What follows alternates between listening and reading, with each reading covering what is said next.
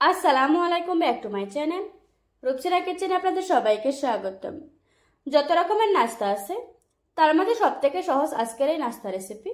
এটা ব্যাচেলারদের জন্য অনেক বেশি কাজে আসবে।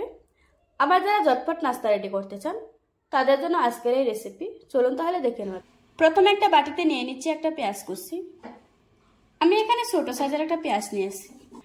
দিয়ে দিচ্ছি কিছু কাঁচামরিচ কুচি, দিয়ে দিচ্ছি ছোট সাইজের একটা গাজর কুচি, তারপর দিয়ে দিচ্ছি কিছু ধনেপাতা কুচি, দিয়ে দিচ্ছি আগে থেকে ভেঙে রাখা একটা ডিম, দিচ্ছি স্বাদ মতো লবণ।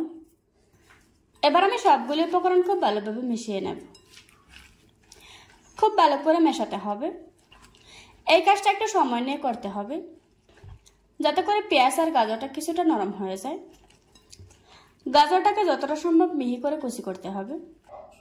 সব কিছু ভালোভাবে মেশানোর পর দিয়ে দিচ্ছি হাফ কাপ ময়দা, সাথে দিয়ে দিচ্ছি 1/4 কাপ পানি। আপনারা চাইলে এখানে দুধ দিয়েও গুলাটা তৈরি করতে পারবেন। এবার আমি হ্যান্ড উইক্স দিয়ে খুব ভালোভাবে মিশিয়ে নেব। আমাদের এখানে আরও কিছুটা পানি লাগবে। আমি আবারও দিয়ে দিচ্ছি 1/4 কাপ পানি। এখন আবারও সব কিছু খুব ভালোভাবে মিশিয়ে নেব।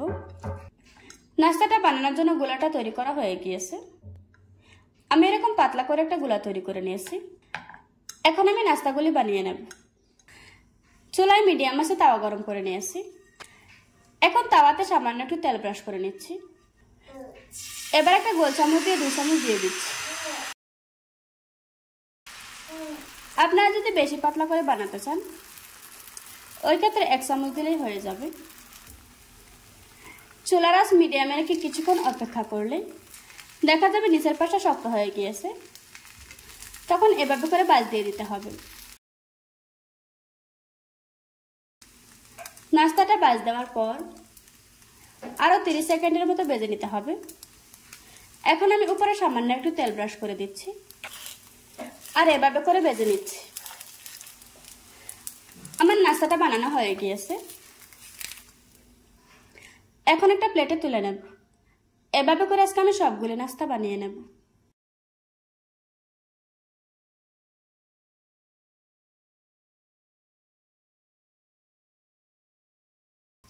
আমার নাস্তাটা বানানো হয়ে গিয়েছে। এখন এটাকে পরিবেশন করার পালা। এখন আমি নাস্তাগুলিকে মাছ বরাবর কেটে নেব। দেখুন বন্ধুরা, আমার নাস্তাগুলি বানানো হয়ে গিয়েছে। আশা করছি আজকের এই সহজ রেসিপিটা আপনাদের কাছে ভালো লাগবে। ভালো লাগলে আমার চ্যানেলটা সাবস্ক্রাইব করে পাশে থাকা বেল বাটনটি অন করে রাখবেন। আবারও কথা হচ্ছে নতুন কোনো ভিডিওতে। ততক্ষণ সুস্থ থাকবেন, ভালো থাকবেন। আল্লাহ হাফেজ।